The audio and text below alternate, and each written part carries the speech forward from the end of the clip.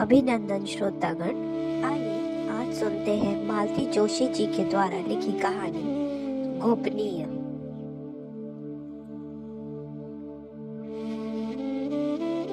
नीता की शादी हो रही है। माँ के पत्र का यह अंतिम वाक्य मुझे खींचकर 10 साल पीछे लौटा ले गया। लगा जैसे माँ नहीं बाबू यह समाचार दे रहे हैं। उत्सुकता से हम पांचों बहनें उनके पास सिमट आई हैं। आटा सने हाथ लिए माँ भी भीतर वाले दरवाजे के पास आकर खड़ी हो गई है। सबकी आंखों से उत्कंठा जैसे छलकी पड़ रही है। लेकिन दादी कुछ कहने सुनने दे तब ना।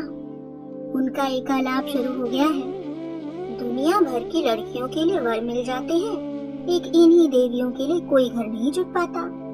जिनकी 1-2 है वो भी बेचारे दौड़ भाग करते हैं। इनकी 5 है फिर भी चैन की नींद सो रहे हैं। कॉलेज पढ़ा रहे हैं, जैसे कलेक्टर बनकर इन्हीं का घर भर देंगे। मोहल्ले टोले में किसी की शादी हो, दादी का 5 का पहाड़ा शुरू हो जाता।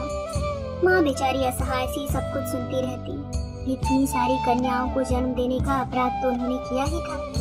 पति की अकर्मण्यता का दोष भी उनके ही सिर मढ़ा जाता। उस अपमान उस तिरस्कार में हमारा भी हिस्सा होता। जितनी देर संभव होता हम लोग सुनती और फिर सीधे बाहर की राह लेती। मैं तो सीधी भागती ताऊ जी की कोठी की ओर। घर के उस कलहपूर्ण वातावरण की तुलना में मुझे ताऊ जी का घर स्वर्ग लगता। मुझ पर दादी की विशेष कृपा थी। दिन भर कहती, महारानी अपने साथ पूरी फौज ले आई है। वेदना के घूंट पीकर रह जाती मैं। इन 10 सालों में कितना कुछ बदल गया है। दिन भर कोसती रहने वाली दादी हमेशा के लिए मौन हो गई है। अपमान और तिरस्कार की यह कहानी भी पुरानी हो गई है। अभाव और घुटन का वह साम्राज्य भी अब नहीं रहा। वैभव के इस शिखर पर बैठी हुई मैं सबका स्नेह आदर मान बटोर रही हूँ। फिर भी मन हुआ दौड़कर ताऊ जी के घर चली जाऊँ। दीदी के गले में बाहें डालकर मुंह फुलाकर कहूँ, चुपके चुपके सगाई कराई दीदी, हमें बता देती तो क्या हम चुरा लेते आपके उनको।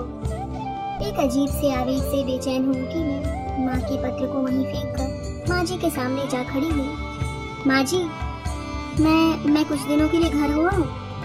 वे पूजा घर में चटाई पर बैठी रामायण पढ़ रही थी। चश्मा उतार कर कुछ देर मुझे देखती रही। फिर स्नेही स्वर में बोली, क्यों बेटे, माँ बाबूजी सब लोग ठीक? वे तो सब ठीक ठाक है माँ जी, बस मुझे ही माँ की याद आ रही है। जरूर हो आओ बेटे, मैं आज ही नकुल से रिजर्वेशन के लिए कह दूंगी। कमरे में लौटते हुए माँ जी के प्रति कृतज्ञता से मेरा मन भर उठा। छोटा देवर नकुल अगले हफ्ते ही अमेरिका जाने को था। मछली देवरानी के पूरे दिन चल रहे थे। बड़ी ननाद अपनी लड़की के साथ घर वर की तलाश में आई हुई थी। मेरे अपने सौरभ सौमित्र की परीक्षाएं सिर पर थी, पर माँ जी ने किसी बात का उल्लेख तक नहीं किया। सच, जन्म जन्मांतर के लिए वही पति पाने के लिए तो हिंदू शास्त्र में 20 व्रत है। सास के लिए ऐसा कोई व्रत न हुआ, नहीं तो मैं उसे जरूर करती। कुछ समय बाद मुझे स्वयं ही अपना यह प्रस्ताव बड़ा हास्यास्पद सा लगा, पर रात के खाने के समय माँ जी ने बकायदा अनाउंसमेंट ही कर दिया। अब पीछे लौटने का कोई चारा ही न रहा। रात इन्होंने पूछा, यह एकाएक घर जाने का प्लान कैसे बन गया? आप कहें तो न जाऊं? मैं बोली, अरे ना बाबा, मम्मी जी के पेशी में खड़े होने की ताव किसमें है? इन्होंने हंसते हुए कहा। मेरा मन जैसे जिद कर बैठा। उनकी चिंता छोड़िए, मैं उन्हें संभाल लूंगी, पर आप अगर नहीं चाहते तो मैं नहीं जाऊंगी। अरे नहीं भाई, मैं तो मजाक कर रहा था। जरूर हुआ एक बार तुम। मेरे ख्याल से निरुपमा की शादी के बाद गई भी तो नहीं तुम। 4 साल तो हो गए। मेरा अंतर्मन बार बार सिर पटकता रह गया कि एक बार तो अपना अधिकार जताओ मुझ पर, एक बार तो रोक लो मुझे। पर वो तो अपनी तरफ से सारे प्रसंग को समाप्त करके सो गए थे। आहत सी, अपमानित सी, असहाय बैठी मैं उनकी निद्रित आकृति को देखती रही। एक आसुरी इच्छा मन में उठी कि उन्हें अभी जगाकर बताऊं कि मैं नीता दीदी की शादी में जा रही हूँ। मेरी बात सुनकर उस चेहरे पर जो धूप छांव का खेल होता, उसे मैं देखना चाहती थी। लेकिन अपनी उत्कट इच्छा को वैसे ही दबाए मैं मूर्तिवत बैठी रही। उस प्रतिक्रिया को झेलने का साहस मुझ में भी कहाँ था, नहीं तो इतने सालों तक उस नाम से परहेज क्यों करती रहती मैं। अपने गंभीर स्वभाव के कारण माँ जी ने मुझसे कुरेद कर कुछ नहीं पूछा, पर उनकी धारणा थी कि मेरे माता पिता किसी अकथनीय विपत्ति में फंस गए हैं, इसलिए मैं इतनी अधीरता से उन्हें मिलने जा रही हूँ। वे मुँह से कुछ नहीं बोली, पर उनकी संवेदना, उनका ममत्व हर कृति में छलक पड़ता था। तीनों बच्चों को उन्होंने जिद करके अपने पास रोक लिया था, छोटी सौदामिनी को भी। चलते समय जब उनके पांव छू रही थी तो उन्होंने मुझे अंक में भर लिया और वत्सल स्वर में कहा, देखो बेटे, कोई ऐसी वैसी बात हो, किसी प्रकार की कोई बात हो तो मुझे पत्र देना, संकोच मत करना। कृतज्ञता से उस समय मेरी आंखें भर आई थी। स्टेशन पर इनके आने की बात थी, पर हमेशा की तरह कोई इमरजेंसी आ गई थी और ये नहीं आ पाए थे। नकुल ये तीनों बच्चों के साथ मुझे छोड़ने आए थे। दोनों बेटों को छोड़कर जाने का यह पहला अवसर नहीं था, पर नन्ही मिनी को छोड़ते समय मन बड़ा वैसा हो रहा था। लेकिन वह शैतान बड़ी मस्त थी, चाचा की गोद में बैठी मजे में मुझे टाटा कर रही थी। नकुल ने उसे हवाई जहाज का लालच दे रखा था। गाड़ी ने सीटी दी और लगा इतनी देर से प्रयत्न पूर्वक रोके हुए आंसू अब ढुलक ही पड़ेंगे। बड़ी देर तक खिड़की से बाहर मुंह निकालकर अपने आंसू सुखाती रही, छिपाती रही। दिल्ली जब आंखों से बिल्कुल ओझल हो गई, तब मैंने भीतर अपने सहयात्रियों पर दृष्टिपात किया। सामने वाली सीट पर दो माँ बेटी बैठी हुई थी। बिटिया के हाथ में बुनाई थी। मार्च के महीने में बुनाई करते हुए हाथ कितने अजीब लगते हैं। अभी अभी नकुल के लिए और को देवरानी के होने वाले बच्चे के लिए दर्जनों स्वेटर बुन चुकी थी। अगले 6 महीनों तक सलाइयां न उठाने का प्रण कर लिया था मैंने। फिर भी पैटर्न देखने का मुंह संवरण न कर सकी। अधबुने पल्ले को हाथ में लेकर बड़ी देर तक उलट पलट देखती रही। पैटर्न दिमाग में उतारती रही। लौटाते हुए औपचारिकतावश पूछ लिया, किसका बुन रही हूँ? उत्तर में उस लड़की के गाल सुर्ख हो उठे। माँ एक निश्चल सी हंसी हंस दी। बस फिर कुछ पूछना शेष न रहा। ये इतने सारे गुलाब कहाँ से उगाते हैं? नीता दीदी को सगाई के बाद पहली बार देखा था, तब यही प्रश्न मन में बार बार उठा था। मुझसे 4 साल बड़ी थी नीति। परस्पर प्रगाढ़ स्नेह के बावजूद हम लोगों में एक अव्यक्त दूरी थी, जो हमें छोटा और बड़ा बनाए रखती थी। लेकिन सगाई के बाद जैसे सब कुछ उल्टा हो गया था। दीदी अचानक कई साल नीचे उतर आई थी। उस दिन उनके गले में बाहें डालकर मुंह फुलाते हुए मैंने कहा था, चुपके सगाई कराई दीदी, हमें बताया भी नहीं। बता देती तो क्या हम चुरा लेते आपके उनको? दीदी एकदम हंसती थी, एक सलज हंसी। उनका चेहरा रक्तवर्णी आभा से दमक उठा था। अरे सब कुछ इतनी जल्दी तय हो गया, मुझे भी तो पता नहीं चला। तुम्हें क्या बताती? दीदी ने कहा, पर मेरा ध्यान उनकी बातों में कहाँ था। मैं तो एक टक उनके चेहरे को देख रही थी। ये दीदी एकाएक इतनी सुंदर सी क्यों लग रही है, और कितनी छोटी थी। उनका लिहाज करने की जरूरत होगी न जैसे। फोटो दिखाइए, मैंने मचल कर कहा। मेरे पास कहाँ है? उन्होंने कहा, पर कहते ही उनका स्वर कांप गया था। मनिए मत, मैंने रूप डालते हुए कहा, नहीं तो हम आपके सामान की तलाशी ले डालेंगे। शैतान, उन्होंने मेरे कान मरोड़ते हुए कहा और अपने सूटकेस में से एक लिफाफा ले आई। ले देख। मैंने फोटो निकालकर जो देखा देखती रह गई। खूब सुंदर है ना? मैंने अभिभूत होकर कहा। फोटो कुछ भी नहीं है, दीदी ने बताया। अच्छा, करती क्या है? डॉक्टर है, MS है। आश्चर्य से एक सीटी सी मुंह से निकल गई। दीदी ने फिर एक धौल पीठ पर जमाते हुए कहा, शैतान। अच्छा, आप कान पकड़ लिए, बिल्कुल शरीफ बच्चों की तरह बैठ जाती हूँ मैं। सिरे से सब सुनाइए। क्या? उन्होंने भोले अंदाज में कहा। मतलब यही, अपनी दिल्ली विजय की कहानी सुनाइए।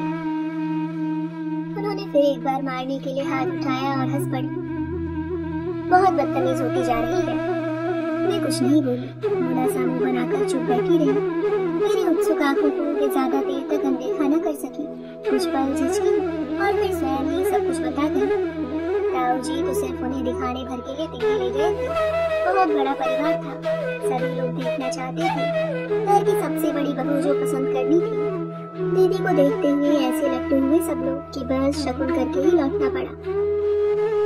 इतने लोग हैं घर में अनोखी, मैं तो घबरा गई। 3 तो नंदे हैं, सब के सब मुझे घेर कर बैठ जाती। इतने ही देवर हैं, मुझे तो सबके नाम भी याद नहीं हो पाए। डर लगता है रे, कैसे निभा पाऊंगी? यहाँ तो एकदम अकेले रहने की आदत पड़ी हुई है। दीदी के स्वर में सचमुच चिंता थी। लोग बाग कैसे हैं? बहुत अच्छे हैं, माँ जी तो इतनी अच्छी। मेरा मतलब था वह कैसे हैं हमारे जीजा जी? फोटो दिखाई तो थी अभी।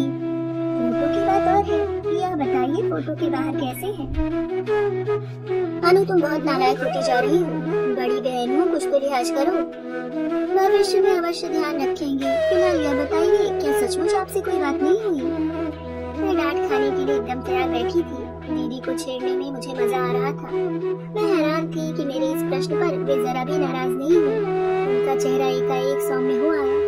पलंग की चादर को उंगलियों में लपेटते हुए वे धीरे से बोली, बस एक बार हुई थी। सच? हम लोगों को उसी दिन आना था। सुबह मेरी बहुत जल्दी आँख खुल गई थी। सच तो यह है, खुशी के मारे रात भर नींद नहीं आई थी। अपने कमरे की खिड़की से मैंने झांक कर देखा। सुबह बड़ी प्यारी लग रही थी। मैं धीरे से नीचे उतरकर बगीचे में चली आई। सारा लॉन ओस में नहाया हुआ था। नंगे पैरों उस पर चलना बहुत सुखद लग रहा था। फिर मैंने अधीरता से पूछा। मुझे उनकी बातों में किसी उपन्यास का सा मजा आ रहा था। लॉन में घूमते हुए मेरी आंखें एक बड़े से पीले गुलाब पर अटक गई। उसे धीरे से तोड़कर मैं अपने बालों में लगाने जा रही थी कि किसी ने पीछे से मेरा हाथ पकड़ लिया। हाय राम! मैंने मुड़कर देखा, श्रीमान जी खड़े मुस्कुरा रहे थे। क्यों, क्या उन्हें भी नींद नहीं आ रही थी?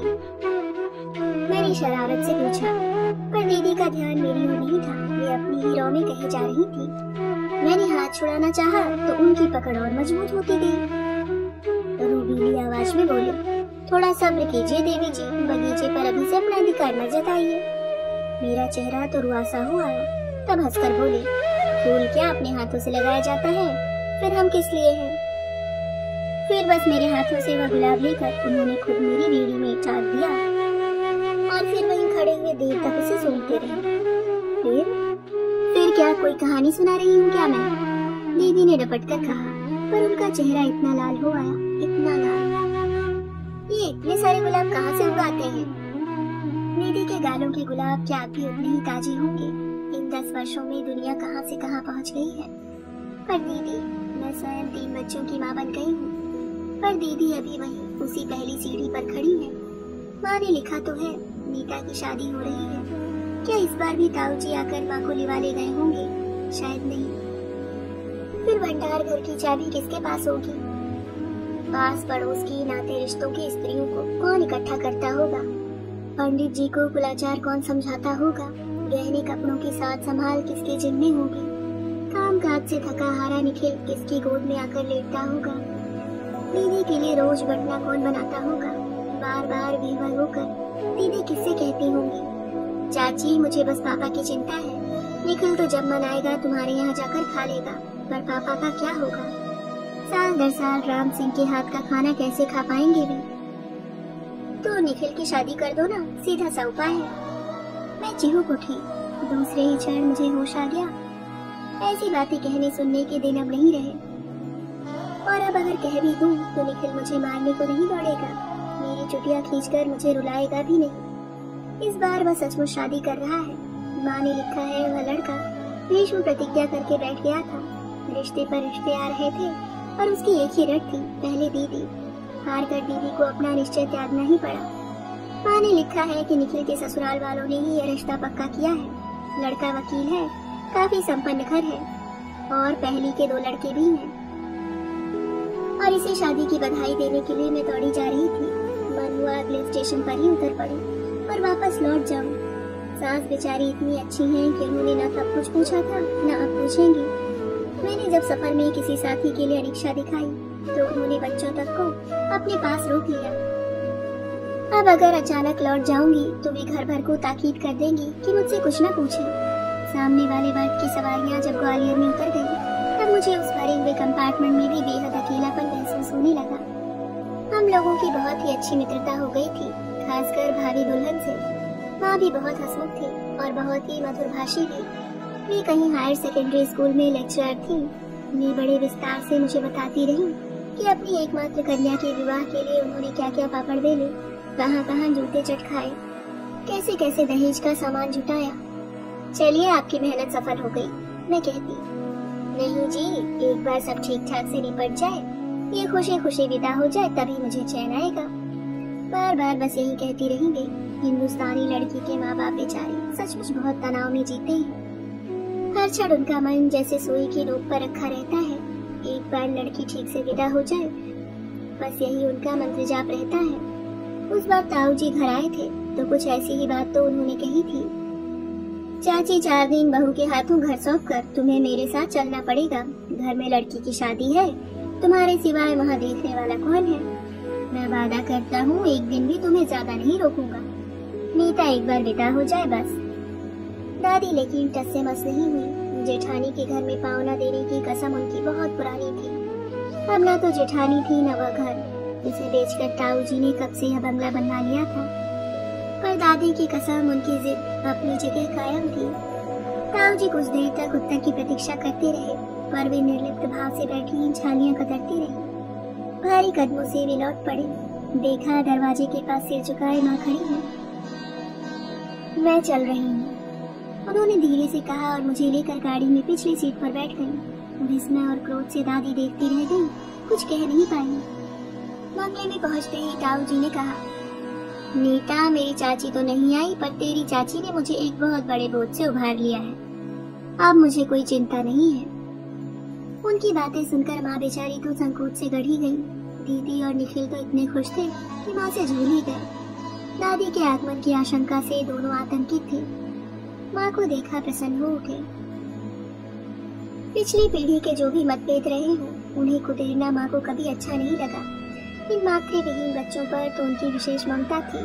हम सब बहनों का बचपन में यही काम था कि दादी से छिपाकर कभी कोई चीज वहाँ भेजी जा रही है या उन्हें घर बुलाया जा रहा है। ताऊ जी का वह आलीशान बंगला, वह खूबसूरत बगीचा, वे करीने से सजे कमरे, वह काली चमचमाती मोटर कार, वह नौकरों का हुजूम, अभाव में पले हमारे मन उस वैभव से अभिभूत हो जाते थे। कोई सड़ी सी चीज पीतल के डिब्बे में रखकर वहाँ ले जाते, बड़ी शर्म आती थी।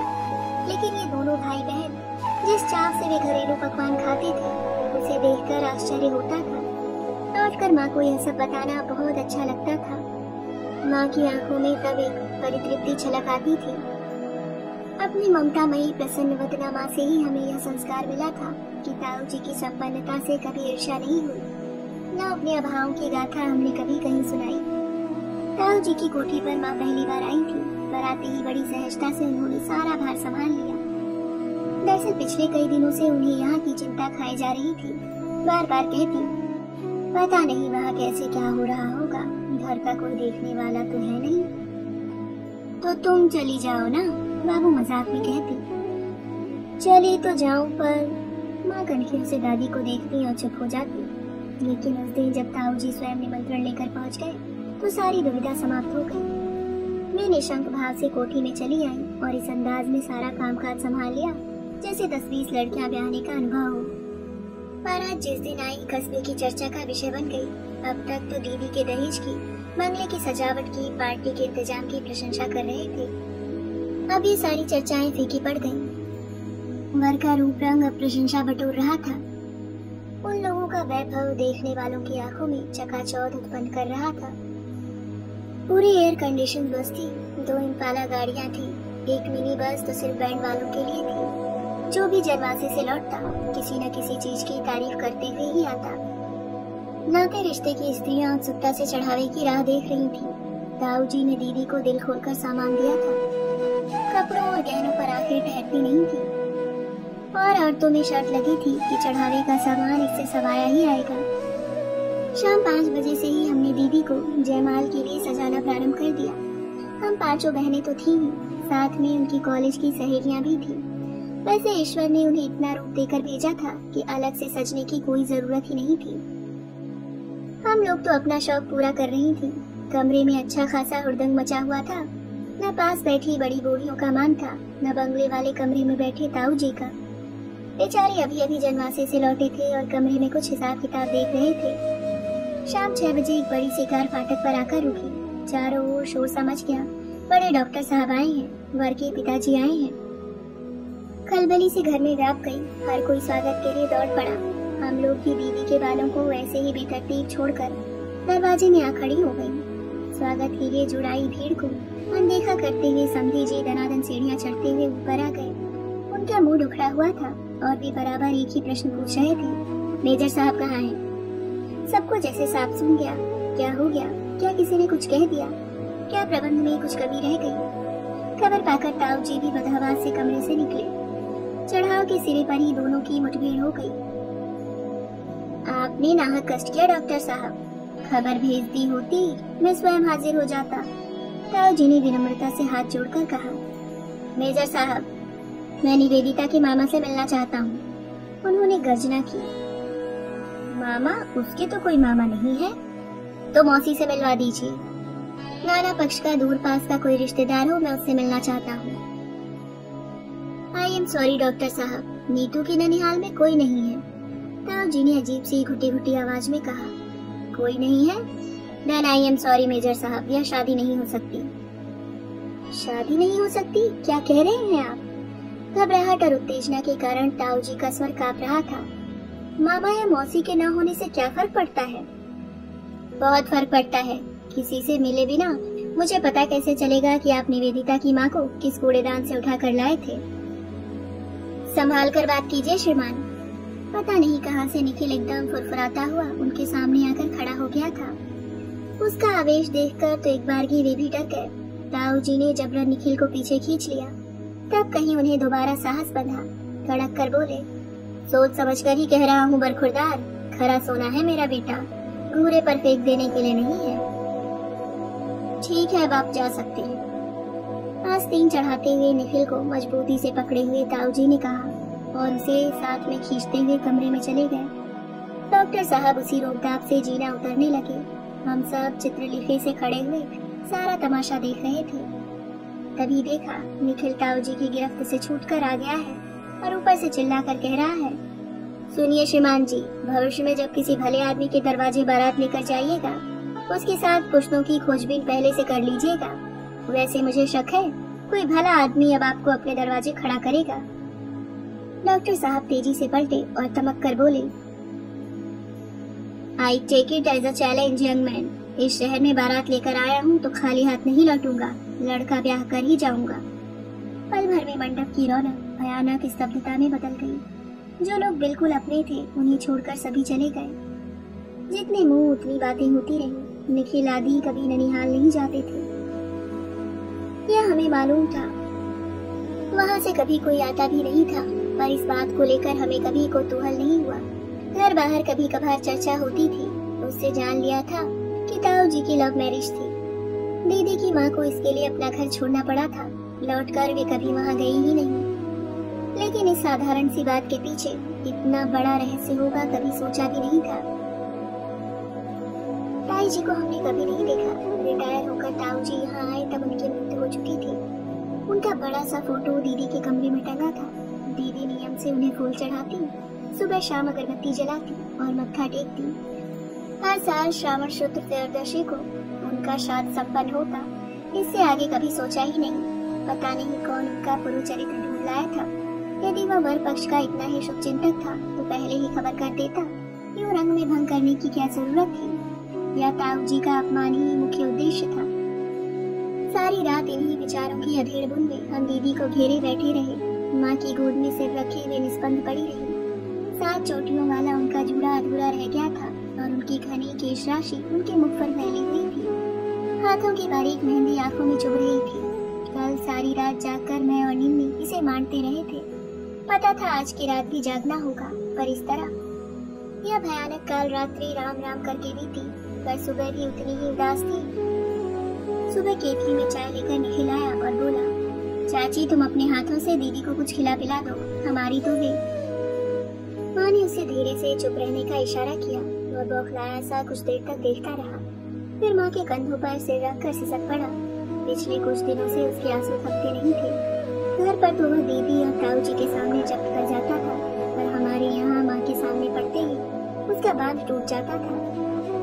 अपनी माँ की मृत्यु के समय दीदी काफी बड़ी थी। अपना दुख पीकर उन्होंने ही नन्हे निखिल को छाती से लगाया था, इसलिए दीदी के वियोग की कल्पना उसे असहाय लगती थी।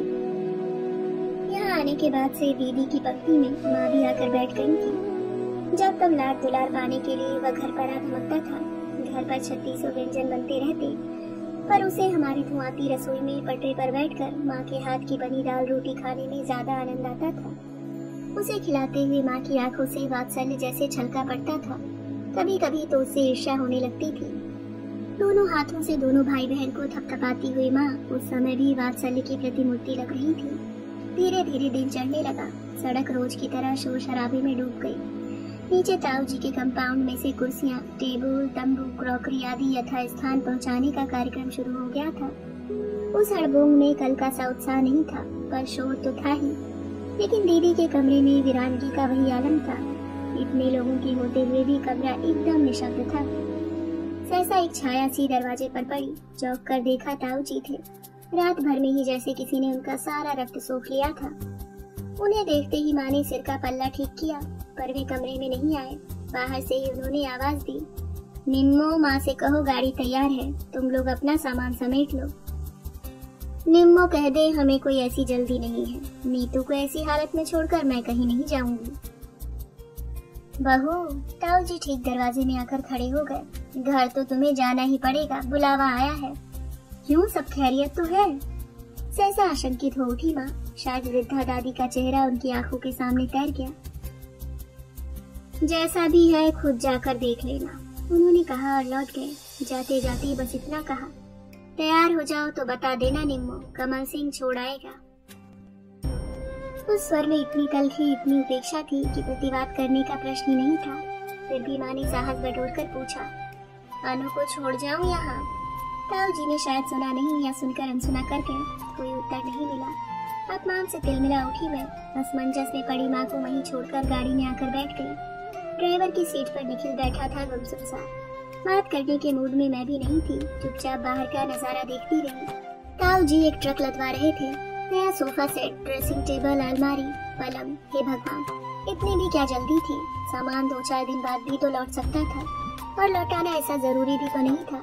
ताऊ जी ने क्या तय कर लिया है कि अब दीदी की शादी कभी नहीं होगी? सब लोग आकर बैठ गए तो निखिल ने गाड़ी स्टार्ट कर दी। ताऊ जी ने मुड़कर देखा और रुकने का इशारा किया। वे खिड़की के पास आकर खड़े हो गए और बोले, बहू, बहुत जल्दी में सब कुछ तय हुआ है। गोविंद शायद ठीक से तैयारी नहीं कर पाया होगा, इसलिए सामान भेज रहा हूँ। तुम कोई दुर्भावना मन में न लाना, अनु भी मेरी बेटी ही है। और इससे पहले कि हम कुछ समझे, कुछ कहें, गाड़ी चल पड़ी थी। सिर पर छड़ भर को रखा हुआ उनका थरथराता हाथ, चश्मे के भीतर से झांकती उनकी डबडबाई आंखें सारे रास्ते भर मेरा पीछा करती रही और मैं पत्थर बनी बैठी रही। गाड़ी घर के पिछवाड़े आकर रुकी। शायद वैसे ही निर्देश रहे होंगे। फिर भी कई जोड़ी तमाशबीन आंखें आसपास की खिड़कियों पर नत्थी हो गई थी। सब लोग चुपचाप उतर गए। मैं उतरने लगी तो निखिल ने कहा, अनु दीदी। इतनी देर बाद यह पहला शब्द उसके मुंह से फूटा था। मैंने प्रश्नार्थक दृष्टि से उसकी ओर देखा। इस चेयरिंग पर सर टिकाए वह पता नहीं कहाँ देख रहा था। उसी तरह बैठे हुए उसने कहा, दीदी, अब तक तो यही सुना था कि लड़कियां गूंगी गाय की तरह होती हैं, जिसके साथ बांध दो चली जाती हैं। यह पहली बार देखा कि लड़के भी बुद्धू बैल की तरह होते हैं, हर किसी खूंटे से बचने के लिए तैयार हो जाते हैं। ऐसा दिलेर पति पाने के लिए तुम्हें बधाई देता हूँ। किसी तरह अपनी रुलाई रोककर मैं नीचे उतर आई और उसने गाड़ी स्टार्ट कर दी। गाड़ी की घरघराहट से ऊपर उठकर उसकी दूसरी बात चाबुक की तरह हमारे कलेजे को तिलमिला गई। जाते जाते उसने कहा था, चाची, अनु ने मुझे राखी बांधी है, सिर्फ इसलिए चुप हूँ, नहीं तो आज तुम्हारे दरवाजे खून खराबा होकर रहता। माँ और मैं किसी तरह एक दूसरे को सहारा देती गिरती पड़ती भीतर पहुँची। घर का नजारा ही बदला हुआ था। कल जो औरतें दीदी के यहाँ ढोलक कूट रही थी, आज यहाँ विराजमान थी और संयोग की महत्ता पर लेक्चर झाड़ रही थी। दादी बड़े गुलाब से भीतर बाहर डोल रही थी। उन्हें देखते ही माँ का शरीर गुस्से से कांपने लगा। माँ हमेशा एक विनयशील बहू की भूमिका निभाती रही थी। 5-5 कन्याओं को जन्म देने का अपराध बोध उन्हें और भी दब्बू बना गया था, पर आज उनकी आंखों में जैसे खून उतर आया। उसी समय बाबू किसी काम से उधर आ निकले और माँ फट पड़ी, अपने ही भाई के पेट में छुरा भोंकते शर्म नहीं आई आपको? इतने नीचे उतर आए हैं आप। हमने किसी के पेट में छुरा नहीं भौंका है, बाबू ने लापरवाही से कहा। जब वह शादी टूट गई तभी हमने बात उठाई है। तो दुनिया में और लड़के नहीं थे, यही घर मिला था तुम्हें मुंह मारने के लिए। देख बहू, उल्टा सीधा बकने की जरूरत नहीं है। 5-5 राक्षसियां रख दी हैं उसकी छाती पर मूंग गलने के लिए। सबके लिए दान दहेज कहाँ से लाएगा वह? क्या चोरी करेगा? और यह चोरी नहीं तो क्या है? पूरा ट्रंक भरकर दान दहेज भेजा है उस देवता ने, रख लो सहेज कर। और अब बिरादरी में जब भी कोई शादी हो, अपने जासूस लेकर पहुँच जाना। अभी तो 4 और बैठी हैं, ऐसे ही पार लगाना उन्हें। लोग तो शायद अब हमारे यहाँ निमंत्रण देते भी डरने लगेंगे। कहते कहते माँ कांपने लगी और बेहोश होकर गिर पड़ी। मेरी विदा के समय तक वे उसी तरह चेत पड़ी रही थी। ससुराल जाते समय माँ से लिपटकर रोने का सुख भी मुझे नहीं मिल सका। अब सोचती हूँ मैं इतनी जड़ क्यों हो गई थी उस दिन, क्यों नहीं चीख कर मना कर दिया, घर से भाग क्यों नहीं गई मैं। दादी और बाबू पीछे हटने वाले नहीं थे। मैं भाग जाती तो वे निम्मी को आगे कर देते। भगवान की दया से 5 थी हम, पर कम से कम मेरे सिर तो यह पाप न लगता। क्या वह सिर्फ भय ही था जिसने मेरे पाँव बांध दिए थे, या एक मोह था डॉक्टर पति पाने का, बड़े घर की बहू बनने का, जीवन भर भोगी हुई दरिद्रता का मूल्य चुकाने का। बड़ा घर, हाँ सचमुच ही बड़ा घर था वह। उस वैभव से चकाचौंध होने लगी थी। कई ऐसी वस्तुएं थी जो मैंने सिर्फ ताऊ जी के घर देख रखी थी।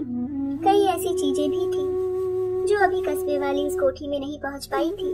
उन्हें देखकर आश्चर्य से भर उठती थी, पर यूं आश्चर्य से भर उठना भी फूहड़पन की श्रेणी में आता था। यह मैंने जल्दी ही जान लिया। जो नहीं जान पाई उसे माँ जी ने समझा दिया। वे सचमुच ममता की मूर्ति थी। उन्होंने या घर के किसी सदस्य ने मुझे कभी यह आभास नहीं होने दिया कि मैं केवल संयोगवश उस घर में आ गई हूँ। मेरी हर कमी को बड़ी चतुराई से ढका जाता था। पहली बार की विदा में जब लौट कर आई थी तो माँ का दिया ढेर सामान मैंने माँ जी को सौंप दिया। माँ जी ने चुपचाप सब कुछ रख लिया। शाम को देखा कि माँ जी सबके बीच में बैठकर कपड़े बांट रही हैं। नंदों को साड़ियाँ, देवरों को शर्ट पीस, नौकरानी को सूती धोती, इनको सूट पीस और अंगूठी। माँ जी के लिए जो साड़ी आई थी वह कहीं नजर नहीं आ रही थी। उसकी जगह एक भारी सी कामदार साड़ी चमक रही थी। स्टील के बड़े बड़े थाल मिठाई और फलों से भरे अलग रखे हुए थे। इतना रोना आया मुझे। शादी के वक्त तो सब कुछ ताऊ जी ने जुटा दिया। इस बार जो आया बाबूजी की जेब से खर्च हुआ था। उसके लिए 2 दिन घर में खूब कलह हुई थी। आखिर माँ ने ही झल्ला कर कहा था, वो लड़की के लिए इतना बड़ा घर किस बलबूते पर देखा था, अब क्या हेठ ही करवाओगे उसकी वहाँ। तब कहीं ढंग का कुछ आ पाया था। वह सब लाते हुए मुझे इतना संकोच हो रहा था। जान गई थी कि इस खर्च के कारण अब सुषमा का स्वेटर नहीं बन सकेगा। निम्मो को अपनी चप्पल 2 महीने और चलानी पड़ेगी। विद्योत्मा और तिलोत्मा को पुराने यूनिफॉर्म में ही स्कूल जाना पड़ेगा। यह सब सोच सोच कर इतना दुख हो रहा था। उसके बाद पीहर जाने का उत्साह ही जैसे नहीं रहा। सौरभ के जन्म के बाद माँ का बहुत करुण पत्र आया था। दादी भी अपने परपोते को देखने के लिए तरस रही थी। तब मन मारकर जाना पड़ा था। चलने से 1 दिन पहले माँ जी चुपचाप मेरे कमरे में आई। एक जोड़ी जड़ाऊ कंगन, एक जोड़ी सोने के छोटे कड़े और नोटों की एक गड्डी मुझे थमाते हुए बोली, इसे सौरभ के नाना की ओर से ही समझना बहू, और सबको यही बताना, जैसे कपड़ों की इच्छा हो तुम ही खरीद लेना। अपने माता पिता को कष्ट मत देना। 4 बाल बच्चों का साथ है उनका। एकदम रुलाई फूट पड़ी मुझे तो बाहों में भरते हुए बोली, ऐसा ही करना पड़ता है बेटिया, औरत का जन्म है ही इसीलिए।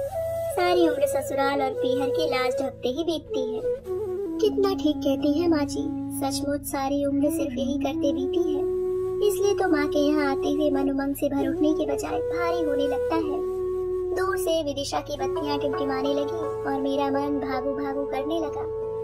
स्टेशन पर किसी के आने की आशा तो नहीं थी, फिर भी ट्रेन के स्टेशन में प्रवेश करते ही मैंने बाहर झांकना शुरू किया। विद्या और तिलोत्मा दूर से ही दिखाई दे गई। दोनों दौड़कर मुझसे लिपट गई। बाप रे, कितनी बड़ी लग रही थी दोनों। बाबू उसी अनुपात में बुढ़ा गए थे। आप लोगों को खबर हो गई थी क्या?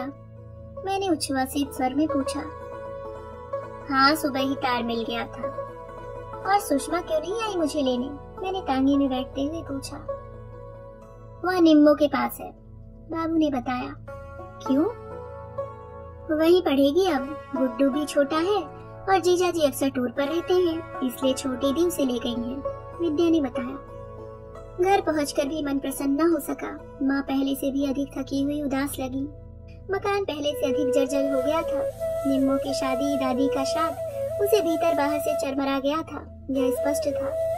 शादी का कमरा और उससे लगा हम लोगों का कमरा किराए पर उठा दिया गया था। अब घर में इतने लोग भी नहीं हैं और इन लोगों से थोड़ी रौनक भी बनी रहती है। माँ ने एक कमजोर सी दलील दी, पर मैं समझ गई कि असली रौनक हर महीने मिलने वाले किराए से है, ताकि किराएदारों से। उस छोटी सी जगह में अजनबी लोगों के बीच मेरा तो दम घुटने लगा। सबसे ज्यादा क्षोभ तो इस बात पर हुआ कि इन लोगों को आए 6 महीने हो गए थे, पर किसी ने मुझे खबर तक नहीं की। पिछले 3 महीनों से सुषमा निरुपमा के पास है। और उसका भी उल्लेख किसी पत्र में नहीं था। अपने ही लोगों से कैसी कट गई हूँ मैं। रात माँ देर तक मेरे पास बैठी रही और दीदी के घर के विषय में बताती रही। उन्हीं से पता चला कि ताऊ जी का मोतियाबिंद का ऑपरेशन पिछली सर्दियों में हुआ है। निखिल ने एमटेक करने के बाद अपना वर्कशॉप डाल दिया है। उसके लिए ऊपर की मंजिल पर आधुनिक सज्जा वाले 4 कमरे बनाए गए हैं। फिर दीदी के बारे में बताती रही, उनकी नौकरी, सादगी, उनकी व्यवहार कुशलता। फिर भावी वर के बारे में बताने लगी, वही जो पत्र में लिखा था। मैं चुपचाप सुनती रही। वहाँ जाते डर लगता है माँ, दीदी पता नहीं कैसे पेश आएंगी। अरे नहीं, बहुत प्यारी लड़की है वह, माँ ने स्नेह विगलित कंठ से कहा। माँ के आश्वासन के बावजूद रात देर तक जागती रही, भावी मुलाकात के लिए हिम्मत जुटाती रही। शादी के बाद दीदी से कभी भेंट ही नहीं हुई थी। निम्मो की शादी के समय वे नेपाल गई हुई थी। उससे पहले, हाँ याद आया, सौरभ को लेकर पहली बार आई थी, तब उन्हें देखा था। उस बार भी बड़ी अनिक्षा से विदिशा आई थी। माँ और दादी का तकाजा था और मुझे भी उन सबसे मिलने का मोह तो था ही। 8-10 दिन में ही उब गई मैं। और इस बीच एक दिन दादी ने बिना किसी से कुछ कहे गीतों का आयोजन कर डाला। लेकिन तब भी यह नहीं सोचा था कि दादी ताऊ जी के यहाँ भी निमंत्रण भेज देंगी। इसलिए तो जब आंगन में इतनी औरतों के बीच दीदी को आते देखा तो हम सब पत्थर होकर रह गए। अरे आप लोग चुप क्यों हो गई, गाइए ना, उन्होंने कहा। उनका इतना गंभीर कंठ स्वर पहले कभी नहीं सुना था। हमेशा झरने की तरह खिलखिलाती रहती। मैं कहती भी, दीदी ससुराल में कैसे निभोगी तुम, रोज सास की डांट खाओगी। नीता तुम नहीं गाओगी, मौसी को तो जरूर गाना पड़ता है, किसी ने कहा। दीदी ने एक बार सबकी ओर देखा, फिर हारमोनियम खींचकर अपना प्रिय कुमार का पद छेड़ दिया। आज नंद के द्वारे भीड़, एक आवत एक जात विदा है, दर्शन लागी होत अधीर, नंद के द्वारे भीड़। जाने के बाद उन्होंने सौरभ के हाथों में 21 रुपए और एक सूट रखा। उसे चूमा और माँ से विदा लेकर उसी शांत भाव से लौट गई। गीत फिर नहीं जमे, बेसुरे ही लगते रहे। रात कितनी देर तक उनका गाया गीत मेरे कानों में गूंजता रहा, खासकर उसकी अंतिम पंक्ति, धन्य जशोमति धन्य शरीर। सच, जैसे सौरभ को जन्म देकर यह शरीर धन्य हो गया, सार्थक हो गया। कैसा लगा होगा दीदी को यह गाते हुए, कैसा लगा होगा सौरभ को देखकर। मुझे आश्चर्य हो रहा था, यहाँ आने का साहस कैसे जुटा लिया उन्होंने। वैसे अच्छा ही हुआ जो भीड़ के बीच में ही हम मिले। अकेले में मिलने से दोनों को ही असुविधा होती। एक लंबा सा मौन हम लोगों के बीच बिछा रहता। वैसे बात तो आज भी उन्होंने मुझसे नहीं की। उन्होंने सुषमा को प्यार किया, निम्मो से कॉलेज के हालचाल पूछे, दादी के स्वास्थ्य के विषय में चिंता प्रकट की। क्या दीदी अंदर ही अंदर मेरे सुख से जलती हैं? और अगर जलती भी हैं तो गलत क्या है? लेकिन ईर्ष्या करने लायक सुख क्या सचमुच मुझे मिला है? बड़ा सा घर, ढेर से कपड़े गहने, विद्वान पति, चांद सा बेटा, क्या यही सुख के मापदंड होते हैं? नहीं तो फिर मुझे और क्या चाहिए? सचमुच क्या चाहिए मुझे? इतने सालों बाद ये अकेले ताऊ जी के यहाँ जाना बड़ा अजीब सा लग रहा था। विद्या ने साथ आना चाहा भी था, पर मैंने ही मना कर दिया। अपमान अगर होता है तो मैं अकेले ही झेलूंगी, किसी को साथ में कष्ट क्यों दूं? दरवाजा खोलने वाला नौकर शायद नया था, मुझे ड्राइंग रूम में बैठाकर चला गया। मैं भी किसी अजनबी की तरह वहाँ बैठी हुई तस्वीरें देखती रही। दीदी के आते ही किसी अपरिचित अतिथि की तरह उठ खड़ी हुई। वे क्षण भर तो मुझे विस्मित दृष्टि से देखती रही, फिर बोल उठी, अरे अनुपमा हो, फिर बाहर क्यों बैठी हो? फिर बाहर क्यों बैठी रही? अंदर आओ ना। मैं उनके पीछे पीछे भीतर चली गई। कौन है? भीतर वाले बरामदे में आराम कुर्सी पर लेटे ताऊ जी ने प्रश्न किया। इन बीच के वर्षों में वे कितने बदल गए थे, और दीदी भी। अनुपमा आई है, दीदी ने बताया। मैंने पास जाकर ताऊ जी के चरण छुए। उन्होंने स्नेह से मेरी पीठ थपथपाई, मेरे सिर पर हाथ फेरा। बहुत दिनों बाद आई अनु, अच्छी तो हो ना? ताऊ जी के मुंह से अनु सुनकर भान हुआ कि दीदी तब से बराबर मुझे अनुपमा कहे जा रही है। ये इतना लंबा नाम ससुराल में चलता रहा है, इसलिए पहले मुझे दीदी के मुंह से ये अजीब नहीं लगा था। ताऊ जी के पास बैठकर हम लोगों ने चाय पी। फिर दीदी मुझे लेकर अपने कमरे में चली आई। खिड़कियों के पर्दे सरकाकर उन्होंने कमरे में प्रवेश किया और पलंग पर बैठते हुए बोली, और सुनाओ अनुपमा, क्या हालचाल है? अगर अगर आपको बार बार अनुपमा ही कहना है तो चलिए ड्राइंग रूम में ही बैठते हैं। मेरी इस रोषपूर्ण उक्ति पर वे हंस दी, एक सरल शांत स्निग्ध हंसी। बहुत दिन हो गए हैं ना, याद ही नहीं रहता। याद ही नहीं रहता किसको क्या पुकारती थी मैं। अच्छा बताओ, अभी कैसे आई हो? विद्योत्मा की शादी वादी हो रही है क्या? नहीं, फिलहाल तो आपकी शादी के लिए आई हूँ। बधाई देने के लिए इतनी धूप में दौड़ी चली आई, पर आपने आते ही मूड खराब कर दिया। पुरानी अनु जैसे मुझ पर चढ़ बैठी थी। बधाई किस बात की? शादी की? अरे एक बार हो जाने दो, तब तक के लिए बधाइयां मुलतवी रखो। दीदी, क्या आप कभी मुझे माफ करेंगी? वे फिर हंसी, वही सरल स्निग्ध हंसी। एक लंबा सा मौन हम दोनों के बीच खिंच गया।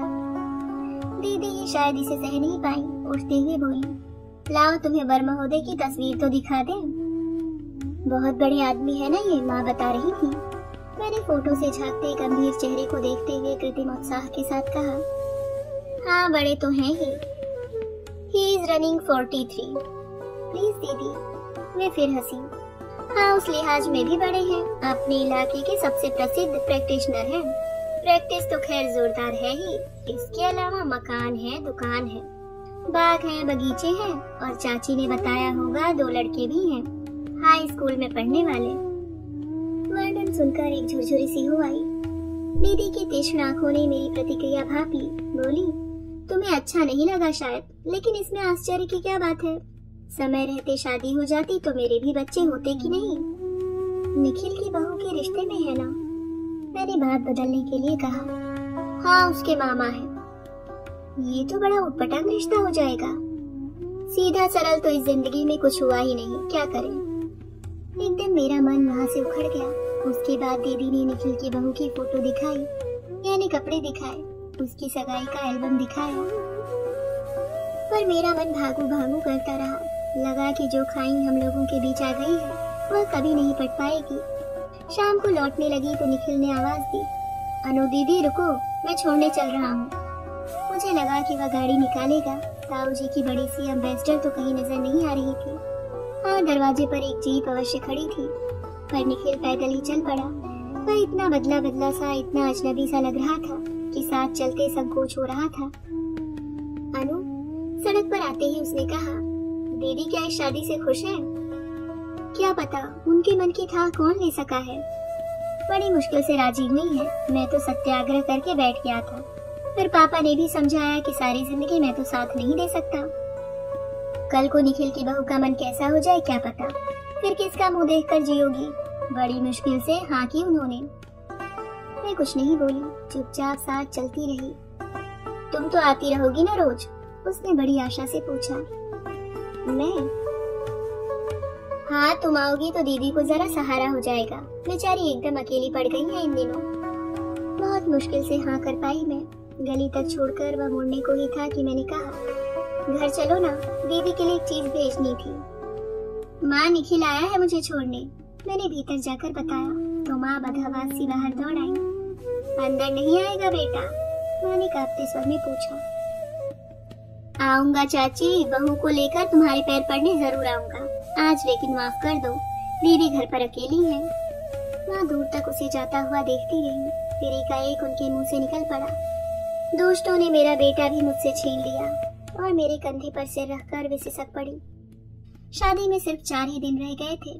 बिल्कुल सादा समारोह होने को था, फिर भी काम का पहाड़ सा दिखता था, और करने वाला सिर्फ निखिल।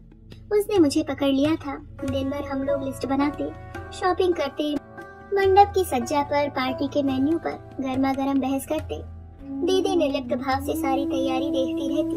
पिछले कई सालों से घर के हिसाब किताब की वे ही मालकिन थी, इसलिए जहाँ फिजूल खर्ची का अभाव होता हाथ रोक लेती। दोनों भाई बहनों में खूब हुज्जत होती। फिर एक दिन तो इतना उखड़ गया निखिल, आपको हमारी फजीहती करानी है तो कह दीजिए, मैं सब आइटम कैंसिल कर देता हूँ। गुस्से में आकर दीदी ने चाबियां पटक दी। निखिल बेचारा अपना सा मुंह लेकर रह गया। यह ठीक रहा। मैंने चाबी का गुच्छा उठाकर कमर में खोस लिया और कहा, आपसे चाबी हथियाने के कई उपायों पर हम लोग विचार कर चुके हैं, पर बिल्ली के गले में घंटी बांधने की हिम्मत ही नहीं पड़ती थी। मेरी इस बात पर सभी हंस पड़े। वातावरण का तनाव एकदम कम हो गया। रोज तो मैं शाम को घर लौट जाती थी, पर शादी के पहली वाली रात मैं वहीं रह गई। मेहंदी लगाने का प्रोग्राम था। दीदी से छिपाकर मैंने मेहंदी घोल रखी थी। डर लग रहा था कि वे मना कर देंगी, पर उन्होंने इतनी निर्लिप्तता से हाथ आगे बढ़ा दिया जैसे उनका नहीं किसी और का हाथ हो। निखिल काफी देर तक बैठकर हमसे गप्पे लगाता रहा। आखिर दीदी ने ही डांटा, चलकर सो जाना, अब सुबह फिर से जल्दी उठना है। देखा अनु दीदी, इन्हें कितनी चिंता हो रही है। सुबह 6 की ट्रेन से आने वाले हैं ना वे लोग। शैतान, दीदी ने घूंसा तानकर कहा। निखिल बचने का अभिनय सा करता हुआ भाग गया। उसके जाते ही उस परिहास का कृत्रिम आवरण चीरकर एक मनहूस चुप्पी हम लोगों के बीच आकर बैठ गई। इतने बड़े कमरे में सिर्फ मेरी चूड़ियां खनक रही थी, और वह खनक बड़ी भयानक लग रही थी। कुछ बात कीजिए ना दीदी, ये मुंह सीकर मुझसे नहीं बैठा जाएगा। तू बोलना, मैं सुन रही हूँ। क्या बोलूं? सचमुच मेरी समझ में कुछ नहीं आ रहा था। बोलने के लिए इस तरह से विषय टटोलने की कभी जरूरत ही नहीं पड़ी थी। बात करने के लिए विषय ही नहीं मिल रहा तुझे? अच्छा यही बता कि इस समय तुझे कैसा लग रहा है? एक ही दुल्हन को 2-2 बार मेहंदी लगाते हुए कैसा अनुभव हो रहा है? मैंने सीख रख दी और मुंह फुलाकर बैठ गई। अरे नाराज हो गई? बात तो करने देती नहीं, फिर कहती है कुछ बोलो। दीदी एक बात कहूँ? मैंने गंभीर होकर कहा। कहो। आप अपने मन की सारी कड़वाहट नहीं छोड़ जाइए, नहीं तो ना आप खुश रह पाएंगी न किसी को खुश रख पाएंगी। क्या यह इतना सरल है अनु? मैं फिर गुमसुम होकर बैठ गई। बड़ी दम घोटू स्तब्धता थी। शायद दीदी भी उसे सह नहीं पाई। अनु फिर किस सोच में पड़ गई? सोच रही हूँ। वही तो, क्या सोच रही हो? यही कि पिता के किए की सजा बेटी को कब तक भुगतनी होगी। एकदम तन गई दीदी। अनु फिर यह बात कभी मत कहना। जो कुछ हुआ मेरे भाग्य का दोष था। मैं उसके लिए पापा को कभी दोष नहीं दूंगी। अपनी उम्र में उन्होंने जो कुछ किया, कितने हिंदुस्तानी लड़के उतना साहस जुटा पाते हैं? किस दिलेरी से वे जिंदगी भर जमाने से टक्कर लेते रहते हैं। नहीं अनु, उनको लेकर मेरे मन में कोई रोष, कोई मलाल नहीं है। विस्मय विमुग्ध होकर मैं उनका यह आवेश देखती रही। उनके कुछ प्रकृतिस्थ होने पर मैंने उनका हाथ फिर अपने हाथ में लेते हुए शांत स्वर में कहा, दीदी मैं ताऊ जी के लिए नहीं कह रही थी। तब मेरा तात्पर्य बाबू से था। कहते हुए भी शर्म आती है दीदी, पर उस रात रंग में भंग करने वाले बाबू ही थे, बाबू और दादी। मालूम है। मैंने आश्चर्य से सिर उठाकर देखा। कितनी सौम्य लग रही थी दीदी। उस शांत स्वर में उन्होंने कहा, हमें तभी मालूम हो गया था पापा के शहर में किसी से भी दुश्मनी नहीं थी। उनका बुरा चाहने वाला यहाँ सिर्फ 2 ही व्यक्ति थे। पिछली पीढ़ी का वैर चुकाने का अरमान सिर्फ उन्हीं का हो सकता था। आप ठीक कह रही हैं। सारी जानकारी इकट्ठी करने के लिए बाबू ने इतनी दौड़ धूप की थी। इतनी लगन से तो उन्होंने जिंदगी में कोई काम नहीं किया। खर्च की व्यवस्था दादी पता नहीं कहाँ से करती रही, और माँ बेचारी यही सोचती रही कि मेरे लिए वर जुटाया जा रहा है। वर जुटाया नहीं क्या तुम्हारे लिए? दीदी ने कहा और हम दोनों हंस दी, एक फीकी सी हंसी। हाँ, बापू ने बहुत तिकड़म से मेरे लिए सुख का सौदा किया था, परंतु क्या तू खुश नहीं है अनु? मैंने एक बार उनकी ओर देखा और फिर दृष्टि झुकाते हुए कहा, खुश कैसे हुआ जाता है दीदी? बंगले से, मोटर से, कपड़ों से या गहनों से? क्या उनके जीवन में तीसरा कोई है? दूसरे तीसरे के लिए उनके पास समय ही कहाँ है। वे तो मशीन की तरह रुपए बनाने में लगे हुए हैं। रोज पासबुक में आंकड़े बढ़ते जाते हैं और मैं सोचती हूँ इतने पैसों का आखिर क्या होगा। दुनिया तो पैसे के पीछे भाग रही है पगली, और तू है कि गरीब घर की लड़की हूँ ना दीदी। इतना ज्यादा वैभव मुझे सालने लगता है। कभी मेरा मन शांति से उस वैभव का उपभोग नहीं कर पाता। कभी माँ से भी नहीं कहा है दीदी, सिर्फ तुम्ही से यह बात कह रही हूँ। पति की प्रसिद्धि के साथ साथ उसकी हृदयहीनता की कहानियाँ भी मुझ तक पहुँचती रही हैं, और तब मन पता नहीं कैसा हो जाता है। खाना खाती हूँ तो लगता है पता नहीं कितने लोगों ने इसकी फीस जुटाने के लिए 2 जून खाना नहीं खाया होगा। तब हर कौर गले में फंसने लगता है। शादी हुई थी ना दीदी, तब बहुत नाज था मुझे कि एक मशहूर डॉक्टर की बहू, एक कुशल सर्जन की पत्नी बनी हूँ मैं, पर अब तो जैसे इस नाम से ही उबकाई आने लगती है। 2 जून खाना नहीं खाया होगा। तब हर कौर गले में फंसने लगता है। शादी हुई थी ना दीदी, तब बहुत नाज था मुझे कि एक मशहूर डॉक्टर की बहू, एक कुशल सर्जन की पत्नी बनी हूँ मैं, पर अब तो जैसे इस नाम से ही उबकाई आने लगती है। दीदी शांत भाव से सब कुछ सुन रही थी। मेरे चुप होते ही बोली, चुपचाप सहती क्यों है यह सब? पत्नी होकर भी प्रतिकार नहीं कर सकती? यही तो मुश्किल है दीदी, साहस ही नहीं होता। तुम होती तो शायद कुछ कर सकती। अनु, मुश्किल तो यह है कि तुम कभी इस बात को भूल नहीं पाती कि उस घर में तुम्हारा प्रवेश एक संयोग मात्र है, इसलिए अपने अधिकारों के प्रति तुम इतनी उदासीन हो। अनु, अधिकार कोई तुम्हारी झोली में आकर डाल नहीं जाएगा, उसे खुद हथियाना पड़ता है।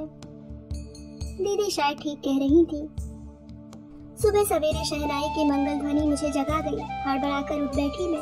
बाहर निकलते ही ताऊ जी मिल गए। जगाई बेटिया, जल्दी से तैयार होकर जरा मेहमानों की खबर ले लो। आ गए क्या वे लोग? हाँ, कब से ही। मेहमानों से मिलकर फिर जरा नीचे हॉल में भी झांक लेना। निखिल पता नहीं कैसा क्या कर रहा है। जल्दी जल्दी नहा धोकर मैं मकान के नए वाले सूट की ओर भागी। बारात इस बार यही ठहराई गई थी। नीचे हॉल में सारे संस्कार होने थे। छोटी सी बारात थी, 5-7 पुरुष और उतनी ही लड़कियां। व्यवस्था तो सब थी ही, मुझे सिर्फ सुपरविजन करना था। 9 बजे माँ भी विद्योत्मा और तिलोत्मा को लेकर आ गई। दीदी के कॉलेज के कुछ सहयोगी भी। तब उस ओर से निश्चिंत होकर मैं दीदी के पास दौड़ गई। वे ड्रेसिंग टेबल के सामने बैठी थी। यह क्या, आप अपने हाथ से चोटी कर रही हैं? तो क्या करूं, मुझे लगा दुल्हन का श्रृंगार करने का तुम्हारा उत्साह उतर गया है। अरे वाह, उतरेगा क्यों? मैं तो अपने जीजा जी को देखने गई थी। सच दीदी, टॉप पर्सनालिटी है। फोटो देखकर तो मूड इतना खराब हो गया था। अच्छे लगे? बहुत। बातचीत से ही उनकी विद्वता झलकती है। लेकिन नाम कितना अजीब सा है ना, दयाशंकर। हमें तो आज ही पता चला। ठीक तो है, इतना सार्थक नाम तो मैंने पहले कभी नहीं सुना। दया करने वाले व्यक्ति का नाम दयाशंकर ही तो होना चाहिए। दीदी प्लीज, मैंने कृत्रिम कोप से आंखें तरे दी। अब जरा 5 मिनट शराफत से बैठ सकती हैं आप, नहीं तो मैं जूड़ा नहीं बना सकूंगी। आपके बाल संवारना हंसी खेल नहीं है।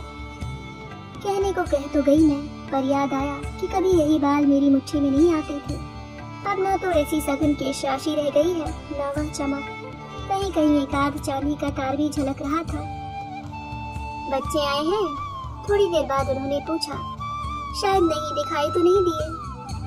सच अनु, बहुत प्यारे बच्चे हैं। मम्मी की मृत्यु के बाद निखिल कैसा बेचारा सा लगता था, वैसे ही लगते हैं। सच कह रही हूँ, सिर्फ उन बच्चों को देखकर ही मैंने शादी के लिए हाँ की है। मैं विस्मय विस्फारित नेत्रों से उनका प्रतिबिंब देखती रही। फिर थोड़ी देर बाद बोली, अनु, साकेत का वह गीत याद है? कौन सा? अब वे बासर बीत गए। मुझे कुछ भी याद नहीं है। मैं आपकी तरह साहित्यिक नहीं हूँ। मैंने तुनक कर कहा। मैं हंस दी, अपनी शांत मधुर हंसी। किंतु बाहर से सौम्य दिखने वाला उनका व्यक्तित्व कितना हठी था, यह मैंने उस दिन जाना। उनकी मेरी बार बार झड़प होती रही। मेरे लाख कहने पर भी उन्होंने लाल साड़ी नहीं पहनी, चेहरे पर चित्रकारी नहीं करने दी, हाथों में फूलों के गजरे लगाने से भी इनकार कर दिया। मैं अब शोरशी दुल्हन नहीं हूँ अनु। शादी के साथ ही माँ भी बन गई। मुझे अपनी गरिमा में रहने दो। जूड़े पर वेड़ी भी लगाएंगे कि नहीं, बता दीजिए। मैं तुनक पड़ी। लगा दो भाई, जूड़ा अब अपना कहाँ रहा। वह तो तुम्हारी कलाकृति बना हुआ है। वे मेरी ओर पीठ करके बैठ गई। अनुपमा जी, आप चुप क्यों हैं? नाराज हो गई? जी नहीं, बहुत खुश हूँ मैं। आपकी हर बात मुझे आनंद विभोर कर रही है। यही तो मुसीबत है अनु। कल तुम्ही ने तो कहा था मन की सारी कड़वाहट यहीं छोड़ जाओ। जी कहा था, और जरूर कहा था। तब यह नहीं पता था आपके मन में नींद का एक पूरा पेड़ उगाया है। एक अजीब सी हंसी हंस दी मैं। अनु, जिस लड़की की बारात दरवाजे से बिन ब्याहे लौट जाती है, वह उस दंश को जिंदगी भर नहीं भूल पाती है। गजरे के डोरे में गांठ देते देते मेरे हाथ कांप गए। ओ दीदी, क्यों कही यह बात आपने? क्या जिंदगी भर मैं भी इस दर्द को भूल पाऊंगी? अनु, तुम मेरे बालों में बेड़ी लगा रही हो तो एक और बात याद आ गई। कौन सी? उस बार शादी से पहले दिल्ली गई थी, मालूम है। एक बार सुबह सुबह बगीचे में डॉक्टर साहब टकरा गए थे। बताया था आपने। मैंने थूक गटकते हुए कहा। उन्होंने मेरी बेड़ी में एक पीला गुलाब लगाया था, यह भी बताया था। मैंने उत्तर नहीं दिया। उस गुलाब को मेरी बेड़ी में टांगते हुए उन्होंने अपने होंठ धीरे से यहाँ छुआ दिए थे।